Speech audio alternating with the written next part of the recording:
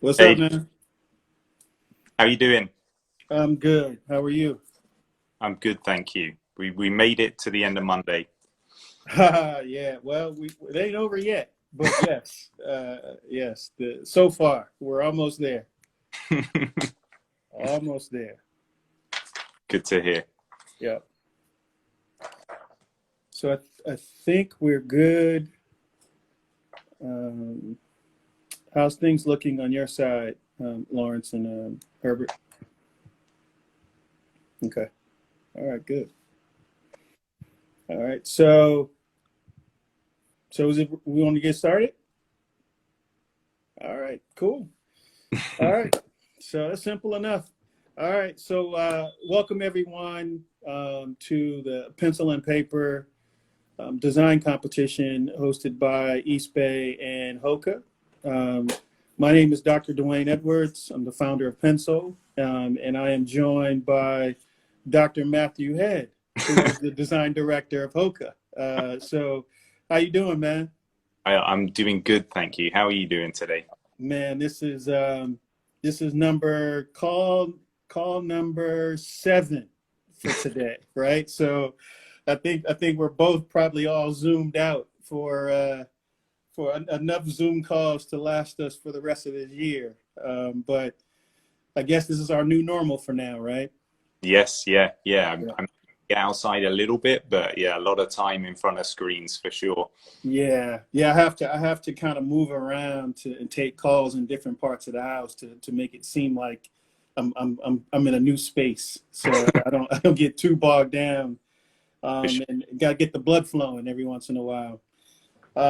So I want to first, man, I really want to thank you and Hoka for this opportunity to work together for the first time, and thank East Bay for, testing out this new idea for us that I wouldn't say it was new because it goes back to my childhood of learning how to draw for the very first time and doing simple design competitions, but first time we've ever done it like this. And as you know, the response has been amazing, man. I Amazing. mean, yeah, I mean, I was a little nervous where, kids, or, I call them kids because they're probably all younger than me, but having to actually mail something in the mail, like, Mm. for me, like, I have no idea how much it costs to mail anything anymore. So I hope clearly, 400 plus people figured that out. And that's just amazing to see that type of response. We get to such an old school way of doing things, considering the world that we live in today. So I Mm. think that was just amazing, and very very inspiring for us to see the level of commitment some of these people put into their sketches. Oh yeah. I mean, and even the level of commitment to mailing it, right? So it's one thing to do it, but it's another thing to finish and follow through. And as you know, we got submissions from third graders to 50 plus, 50-year-old plus, and even some folks that are currently incarcerated. But I think that shows the power of East Bay, and I think it shows the power of simplifying things and leveling the playing field and just allowing people to get back to using pencil and paper. So that part's been amazing. Yeah, and I think after seeing some of the submissions, probably some of my design team are looking over their shoulders. So that's important as well. Hey, Um, that's all right. They should. You should always sharpen your pencil to make sure that you on top of your game, man. exactly. Yeah, Yeah, really impressed by the effort from everyone, and nice for people to get away from the screens a yeah, little, dive into some manual tools.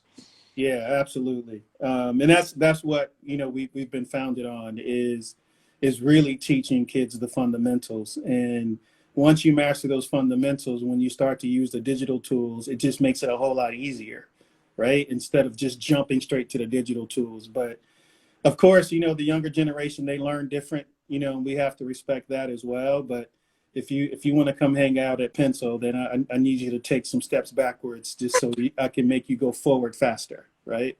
Um, so we're here on for the next, I guess, hour to field some questions from some of the contestants and some of the folks that are out there. And so I have some questions that I'll fire away at you, Sure. and then we can kind of trade off on answering them as well. But we try to we're going to try to get to as many as we possibly can within these 60 minutes, and then also share any other thoughts and any words of wisdom you may want to pass on to the folks out there. Is that sound good?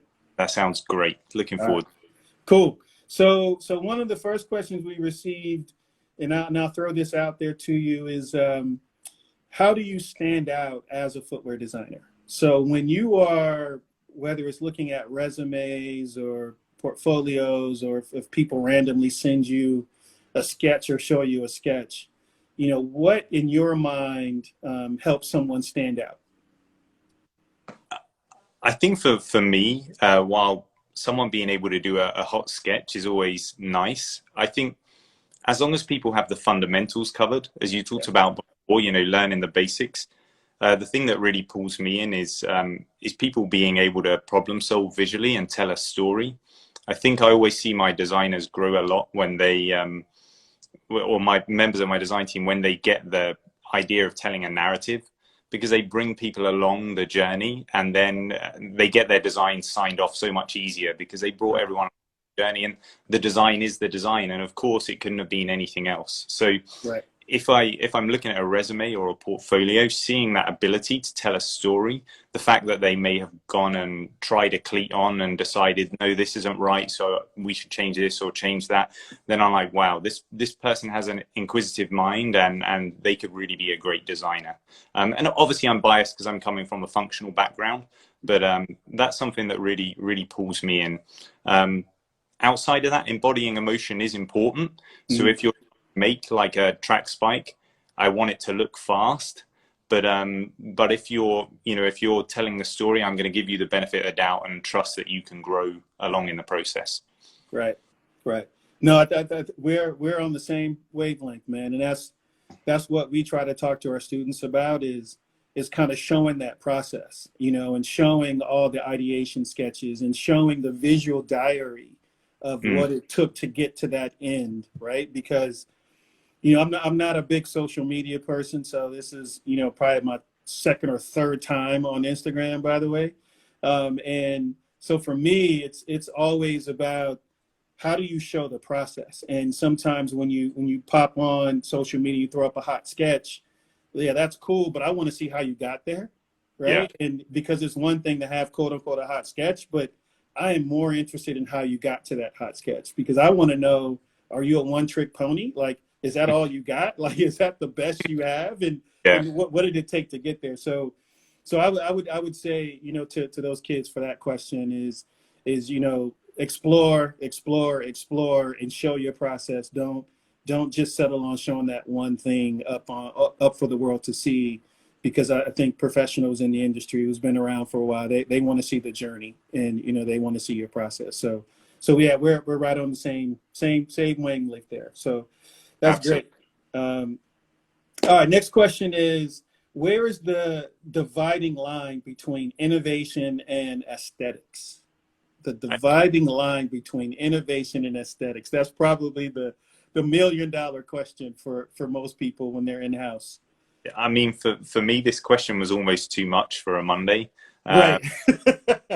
True. But really, if you think about, I'm going to be very biased and talk from HOKA's perspective here. Absolutely. We chased what was a niche problem to solve and came up with a result that was super unfashionable to start with. Our shoes were called clown shoes, and basically they were established because people running ultra marathons, like over 50K, they would get sore knees over the long downhills. So our founders were like, okay, what's the ultimate forefoot cushioning? And so they came up with these really thick, crazy looking shoes. And from there, just over a 10-year period, we've been able to establish a really strong brand now. So for me, I am a bit more old school in that it's in form follows function, but to a degree, because we got to a certain point, and to be honest, our shoes were pretty ugly. And so, then the aesthetic side came in to really dial up that emotion, because I think that again, maybe if you look at a sprinter, those aesthetics are hugely important, because you want them to put the shoe on and then feel psychologically that they're going to scare the competition, or they're going to be fast as well. Right.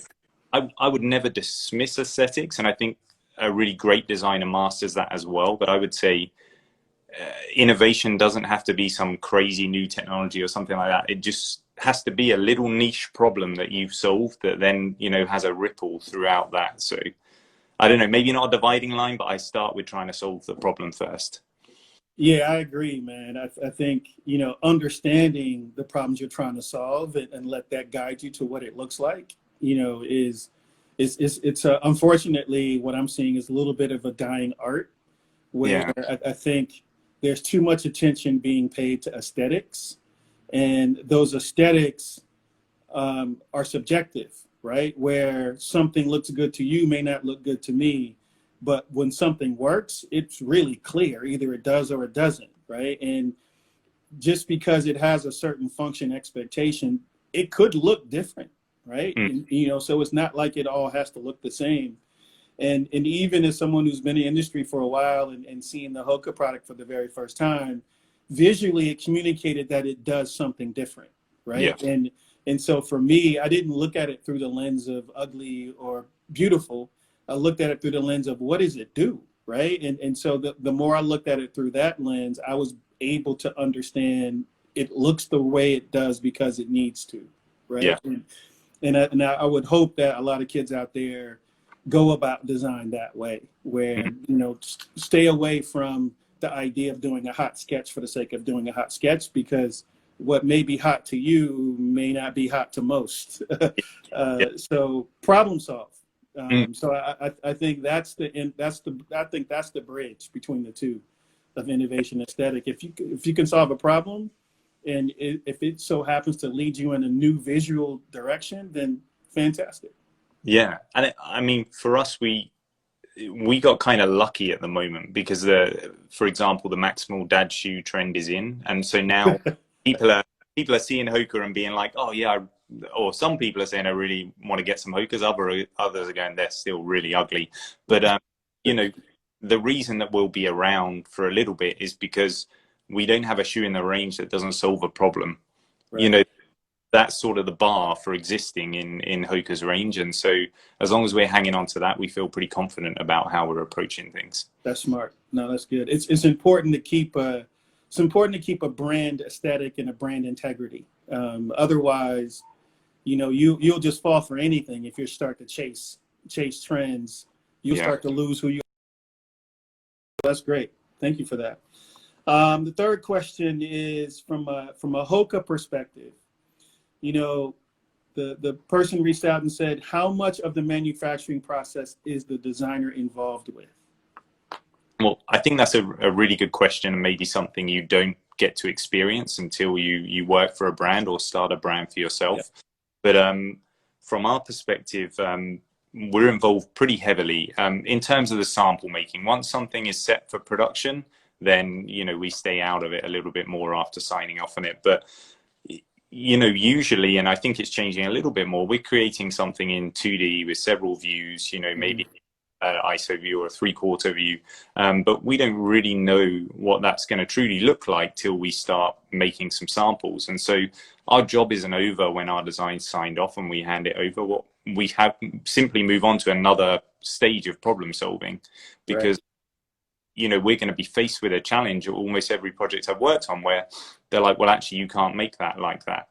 So then you've got to try and find a solution that's still honest to your design and keeps all the stakeholders that you have invested on board with you. So we work very closely, you know, when they will produce a technical blueprint, we need to pour over that with a broader team to look at our potential sole.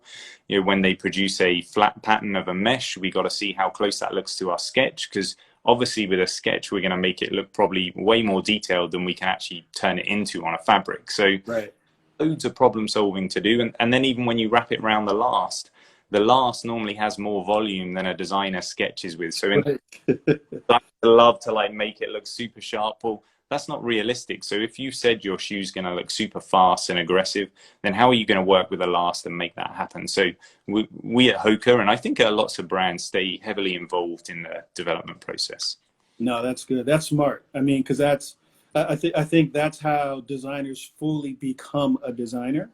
Where if you really understand how to make the products you're drawing, I think that's where your talent evolves past other people who are not aware of the manufacturing process. And I just feel like the future of designers is you can't be hot sketch people, right? You have to understand the manufacturing process, because it will just help you make smarter design decisions when you do it that way.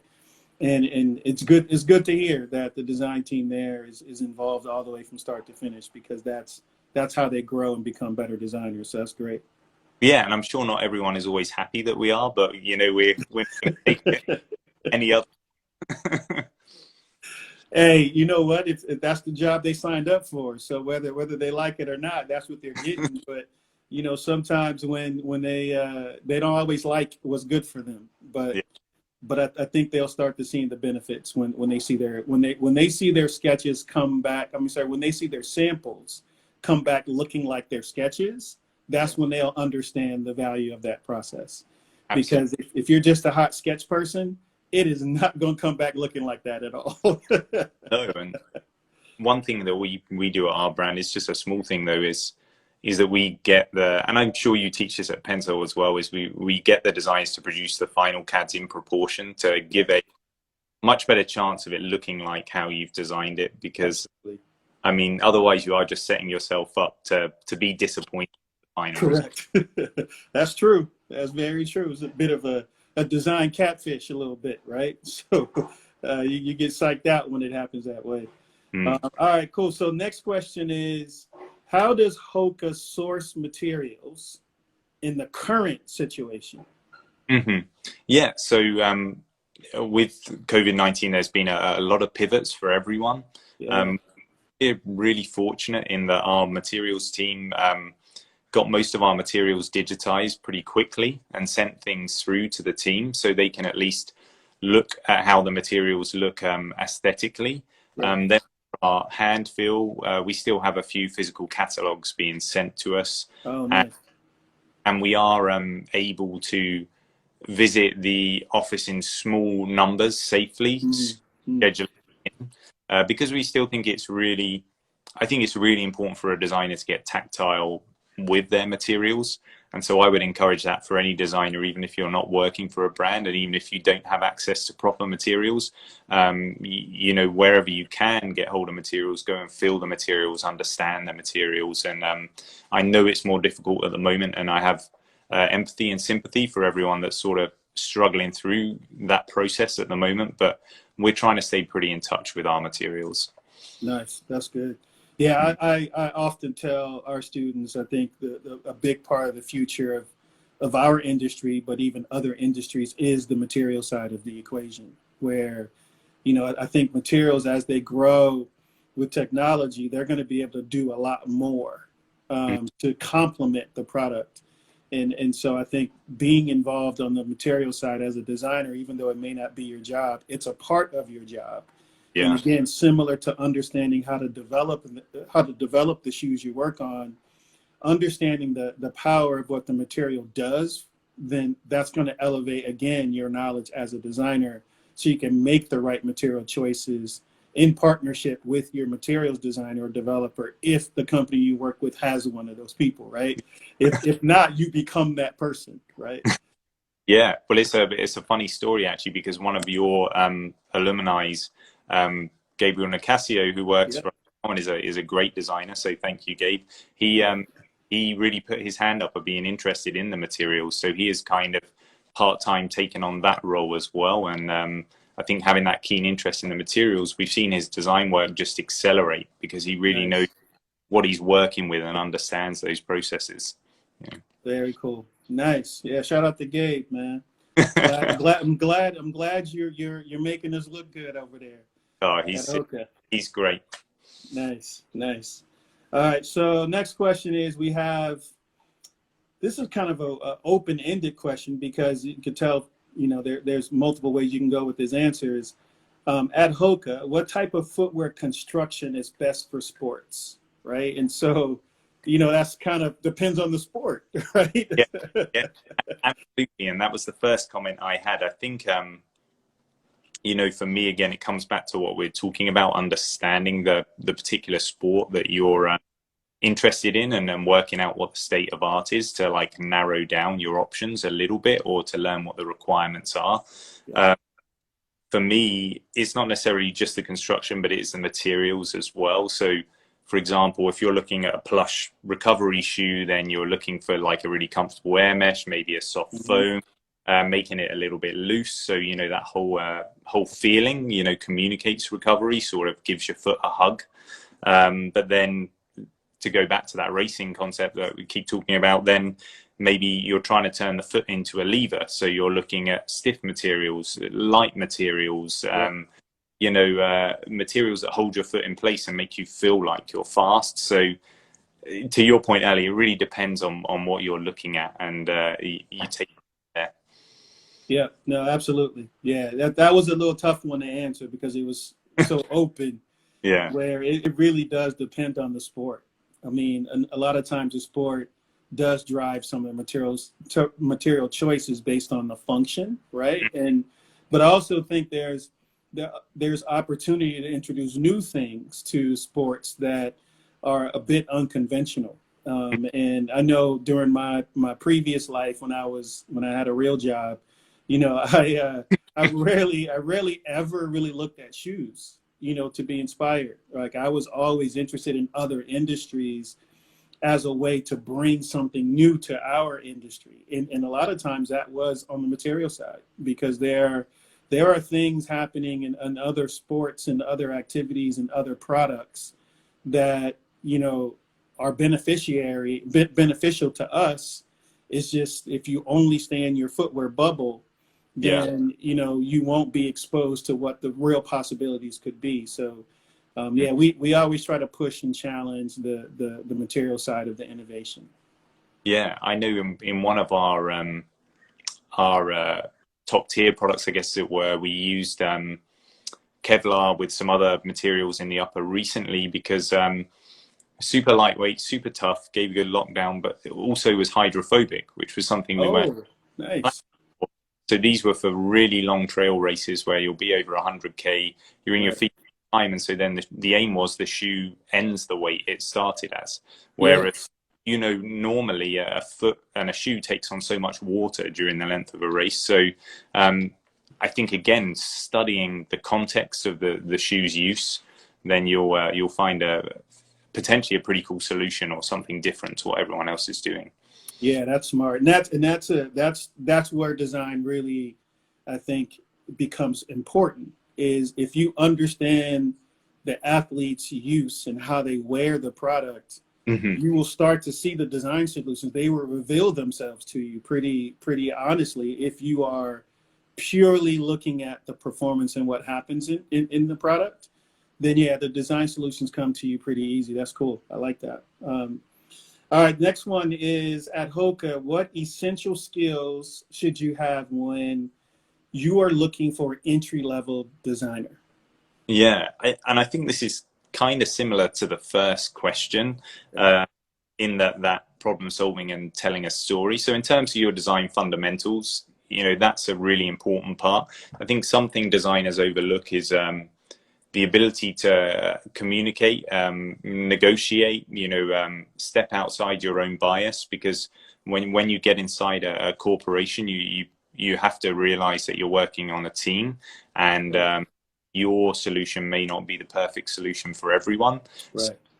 So not taking it to heart if not everyone is on board, but if you know how to tell a story, that will really help. And then for me, taking that time to understand the brand when you're applying. Like, if I don't in general want to see a project from another brand at the front of your portfolio. And so I've seen it a little bit before, but people just taking whatever project they've done and then slapping a HOKA on it or something. Right.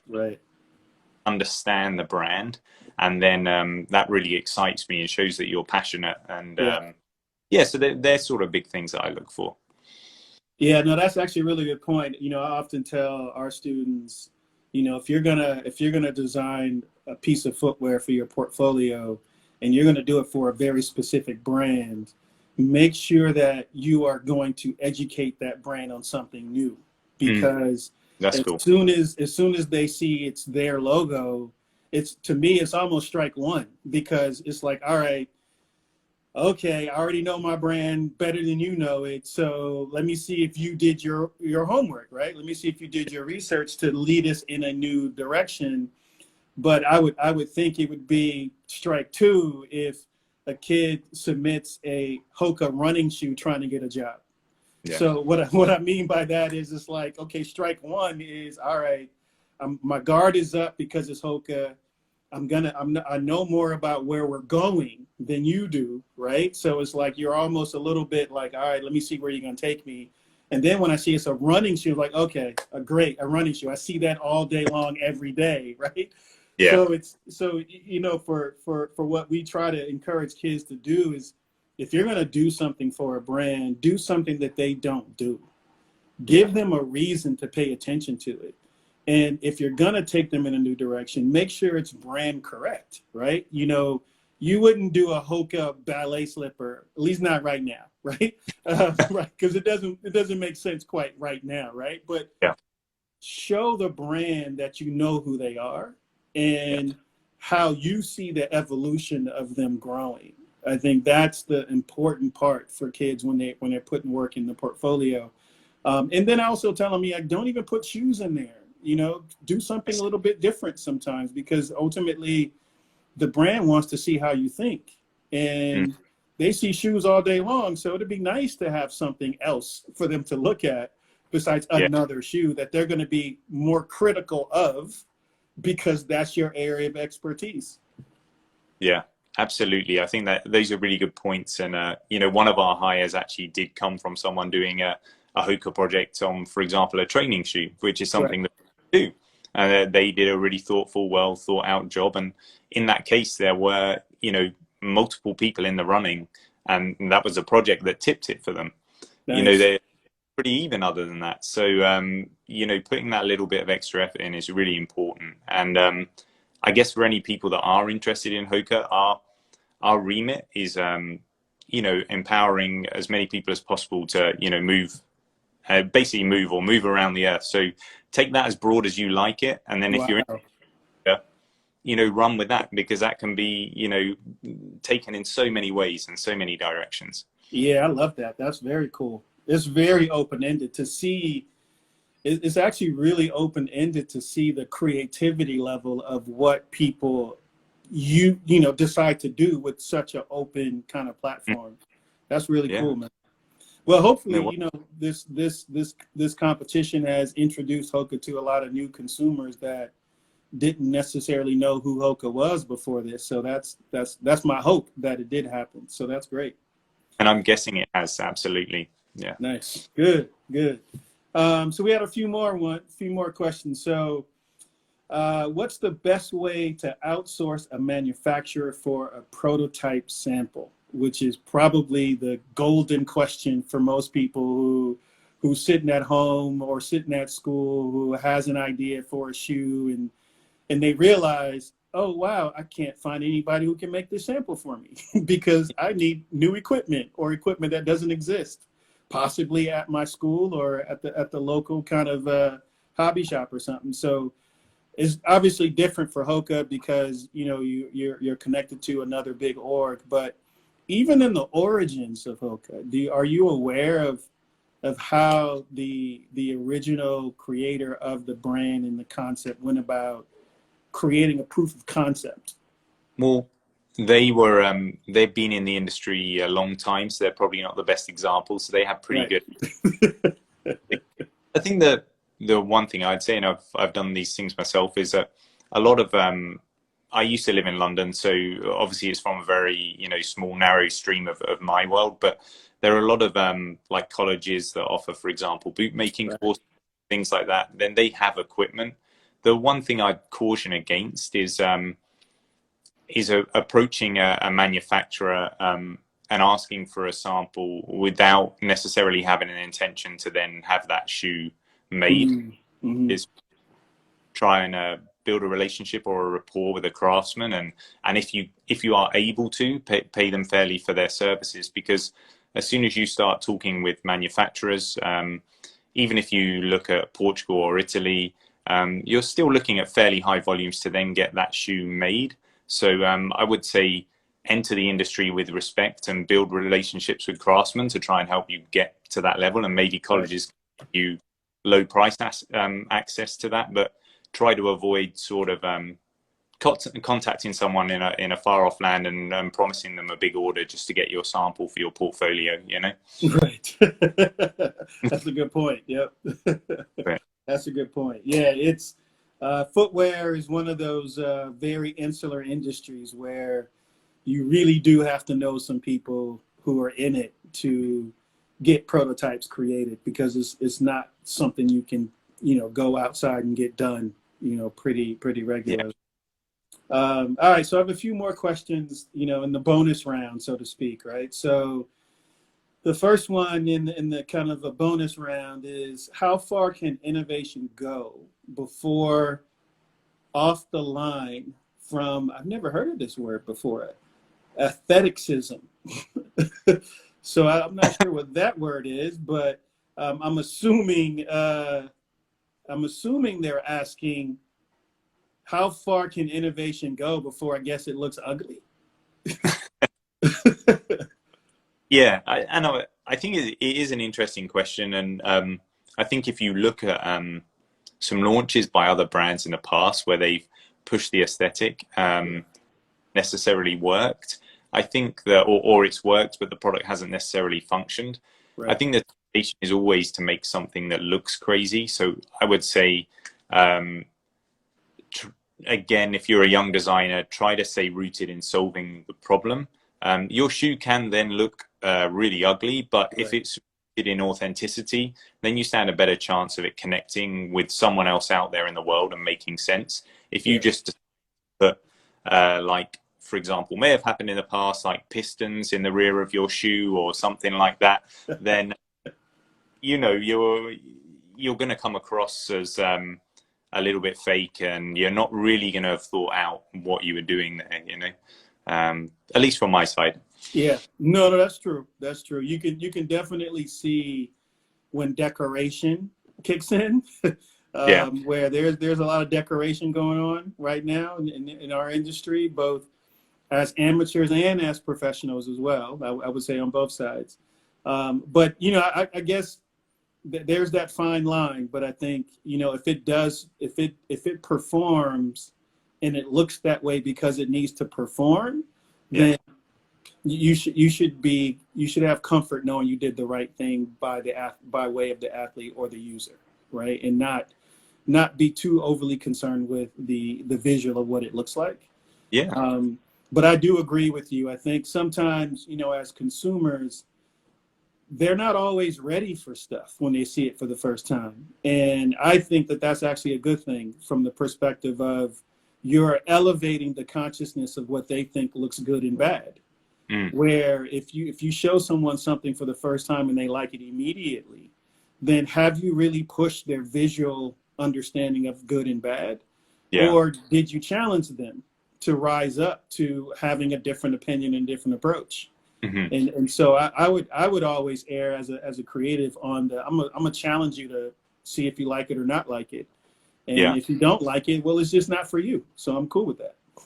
And they're really good points. And actually on a shoe that we released before the Clifton Edge called the 109 ATR, we really pushed that aesthetically, and it got a strong reaction on social. Some people were calling it the ugliest shoe of all time and things like that. But we knew that, we did it in limited numbers because we knew that it was an important step for us in then informing shoes that came after it. Some of the things that we played with the geometry then informed the Clifton Edge, and so and will inform other shoes in the future. So you know, as long as you're pushing from a route of authenticity somewhere, solving any type of problem, however niche it is, then you know, you can stand behind that and reflect in the future and be like, I had a good crack at that, you know? Right. Oh yeah. So you know what probably happened now is people probably want it now, right? So the more people are aware of HOKA and what you guys are doing and moving units and you know, I would say some of your safer visual products, right? There's a small group that would want the one that no one wanted. Yeah. Just so they can say that, oh yeah, I was already on HOKA way before you were, right? And you know, you don't understand what's good, you know, right? And so hold on to that one. I want a pair, but I don't even know what it looks like. Just because that means I can walk into a room and nobody will have on what I have on, and I love that part of the sneaker business. Well, what always happens with that with us is that there tends to be a request come through from our lifestyle team for it in all black. Is always the next step. So yeah, I'll send you some pictures and you can decide if you still really want them or Okay. All right, nice. Thank you. All right, so we have another question for someone who's in architecture. They want to know the best advice for someone who's looking to switch careers from being an architect into sneakers. I think that's a really good question, and I think coming from architecture, well, I think famously one of the most famous designers in performance footwear was an architect originally. Yep. And, you know, we know how that went, so that Yeah. went. So you probably have a good fundamental skill set already. I would challenge, like, what can you bring from that education that's different to what's in footwear design already? Yep. And then the biggest thing I'm finding that even took me a while at the start of my career is do not be afraid to send a lot of emails or make a lot of contacts to a lot of people. Do not expect a lot back, but just do it. Pick the brains of people in the industry and find out, you know, from more than just us what you need to succeed. Right. I think that sometimes designers can instinctively get a little bit insular, can try and be a little bit the lone genius. So open up your world and speak to people, and I think that will stand you in good stead. Yeah, no, that's actually a really solid answer. It's similar to speak to our students about too, is don't run away from where you came from, right? Bring it to this industry, because you're going to inevitably create something different than someone who has a traditional product design background, right? And so, you know, don't look at it as a disadvantage. It's actually a very important competitive advantage if you hold on to the principles and fundamentals of what architecture brings you, because structurally, no pun intended, it has a lot of the same elements that you need for product that goes on your feet.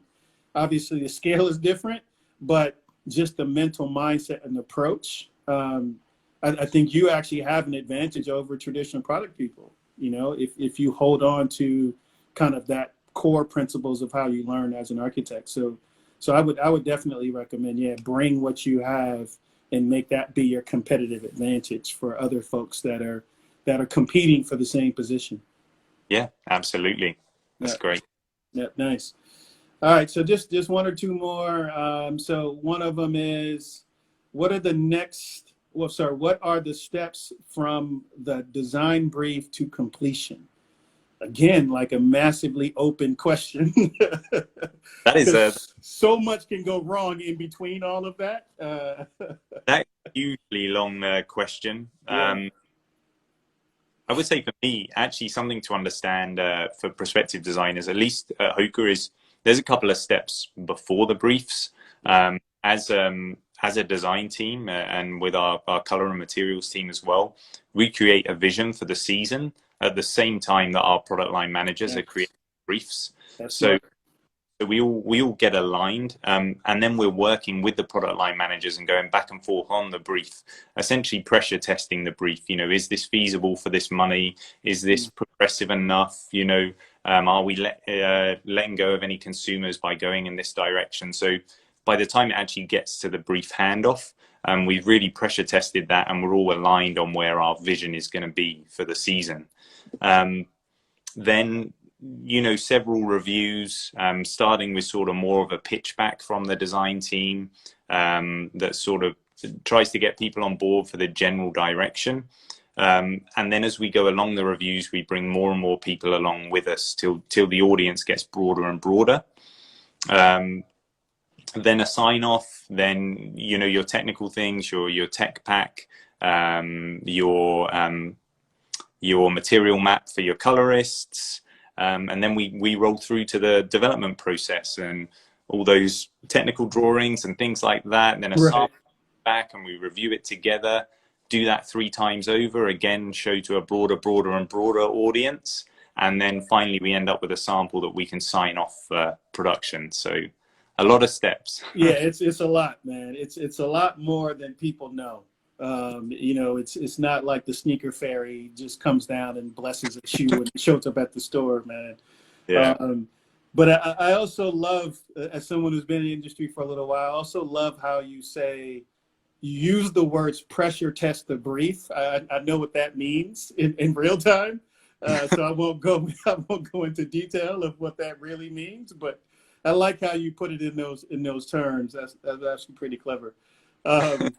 So tell us more. I mean, since some of the people may not be too familiar with HOKA that entered this competition, or even that's on experiencing this live.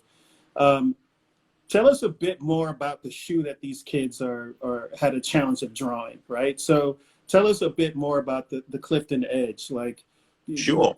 Yeah, whatever you want us to know about the Clifton Edge, please tell us about it. Okay, so I have one here, the second one sketched.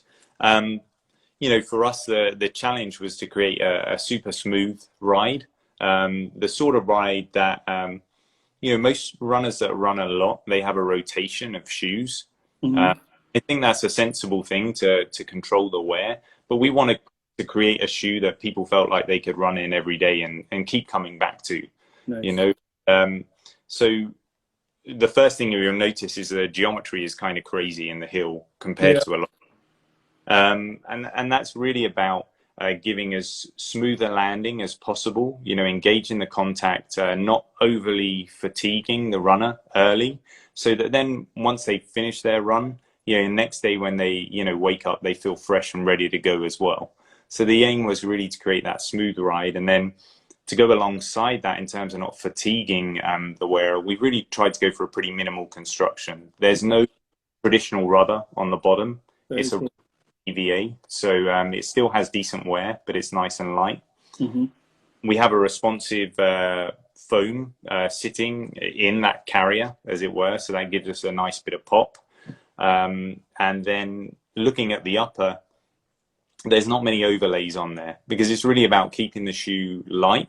It's about trying to be as responsible as possible. We don't like to throw on overlays for the sake of it. And you'll see here, and it's difficult to talk about, though, this actually has TPU woven into the mesh in certain areas.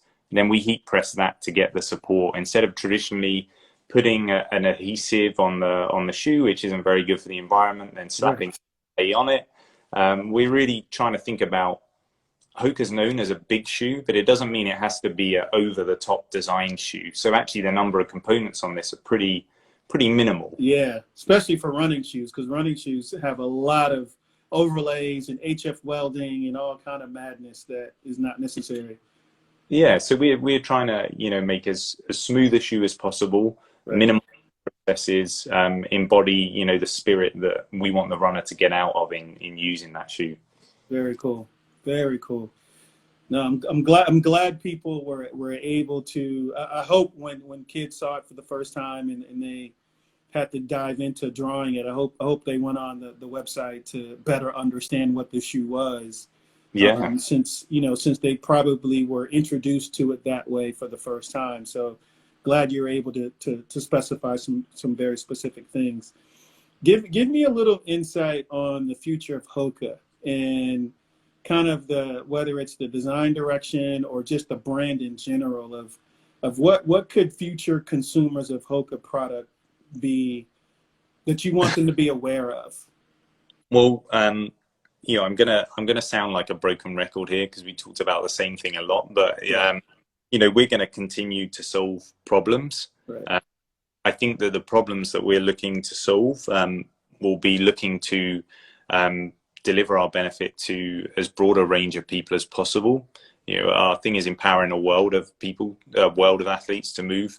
And so we don't necessarily feel like we're doing that at the moment. So we a lot of people out there that we don't reach that we'd like to try and reach. So we're going to continue designing and as a brand or working together to try and broaden our reach, both in terms of appeal and both in terms of who can access our brand as well, because that's really important as well.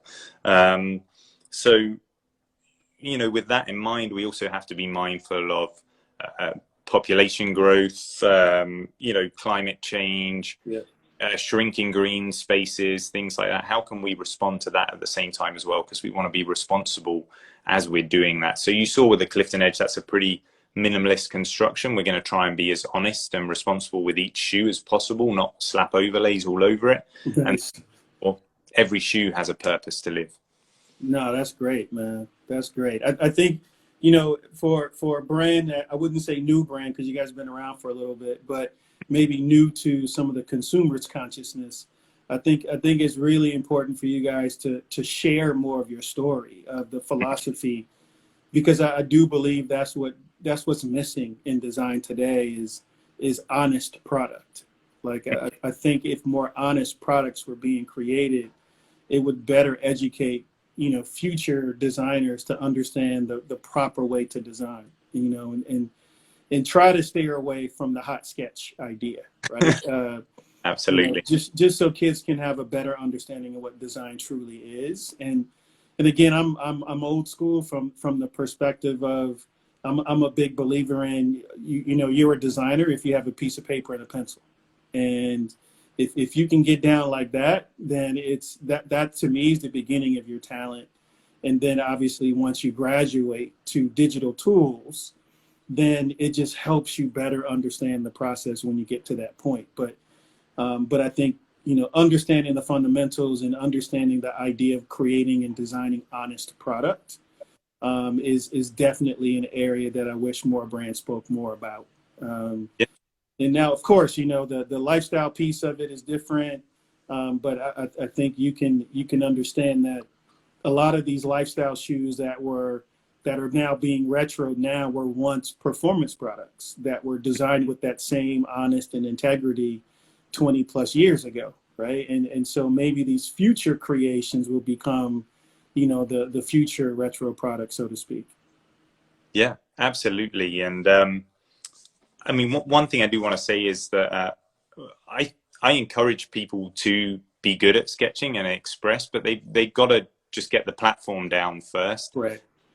Suddenly taking some time away, learning a new program, a lot of people diving into VR, go for it and do that.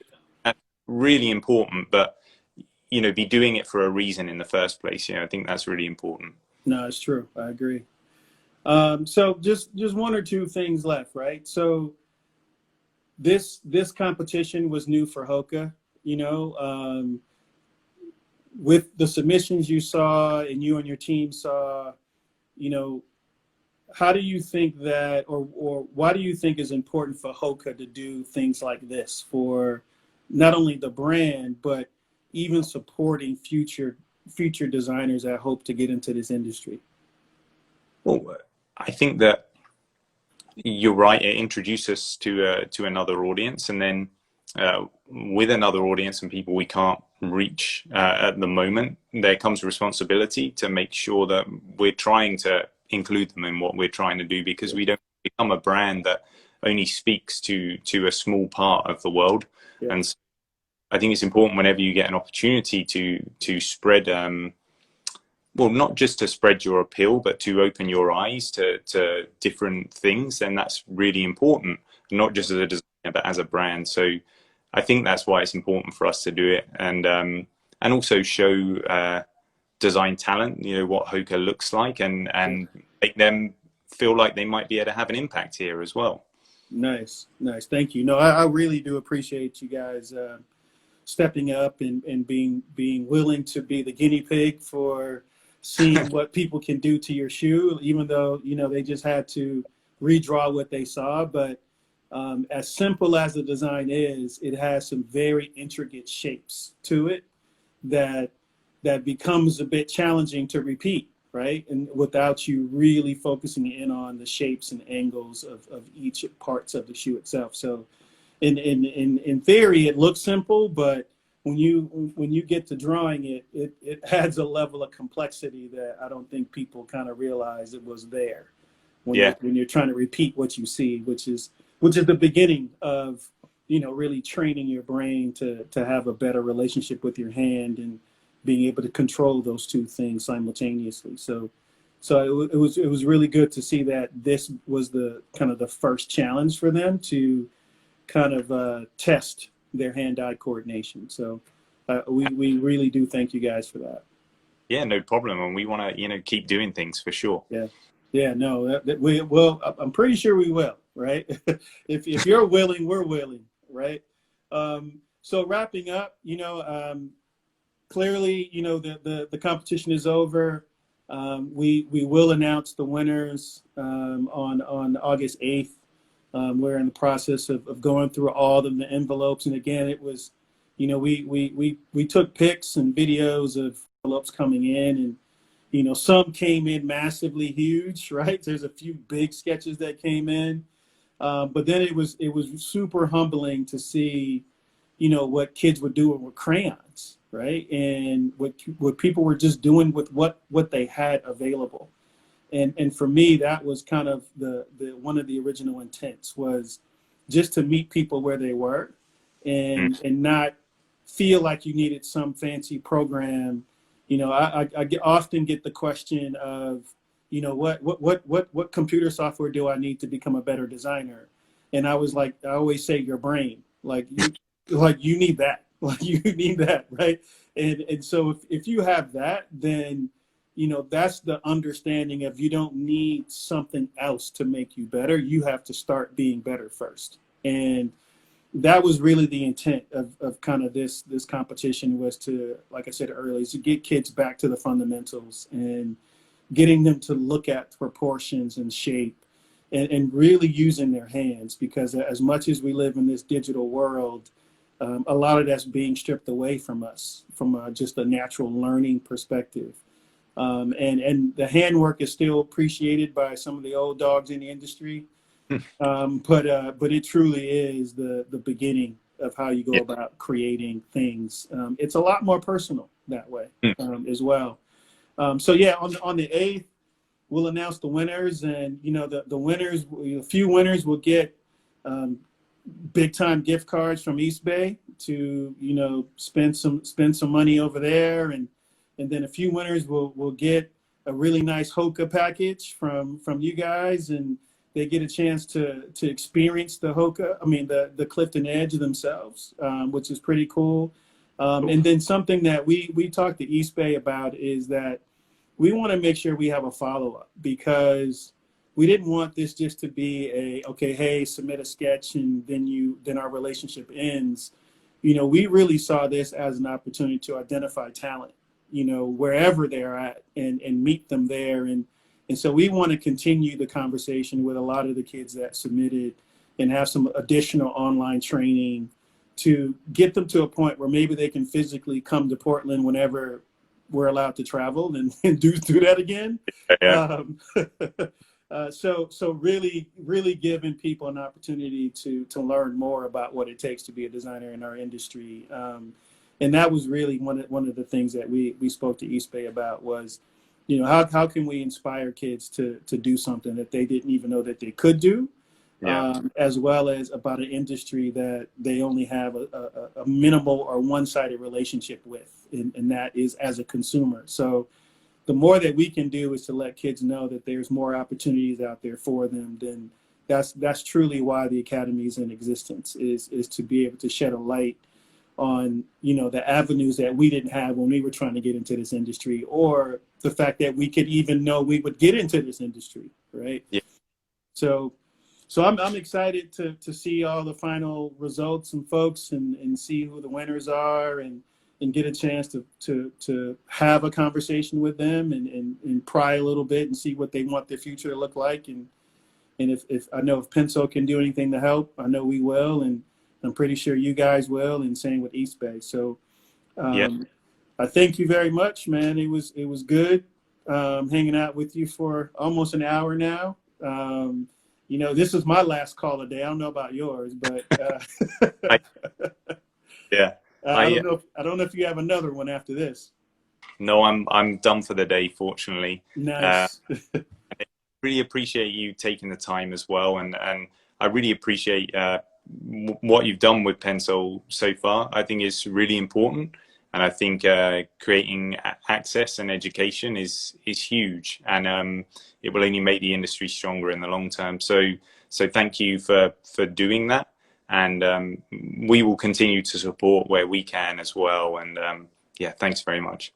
Great. Thank you very much. I appreciate your time, Doctor. Yeah, no, but you. And thank you. And until next time. Yeah, thank you very much. Right. Have a good, get some rest off Zoom, and yes, back. for sure, for sure. So thanks again to HOKA. Thank you very much to Eastbay. But also more importantly, thank you to all of you who took the time to physically draw something, and then even taking the time to figure out how much it costs to mail it to us, and then mailing it to us. I can tell you for sure, the team, we are humbled with how many people took the time to do that, and to physically see. You know, I think almost all of the 50 states represented was truly humbling to see that. And so it wouldn't have happened if it wasn't for both HOKA and Eastbay. So thank you guys again. And again, enjoy the rest of your Monday. And I know I'm about to find something to eat. And so hopefully you will as well. And until next time, sir. Thank you. Thanks very much. Have a good evening. See you. Okay, you too. Take care.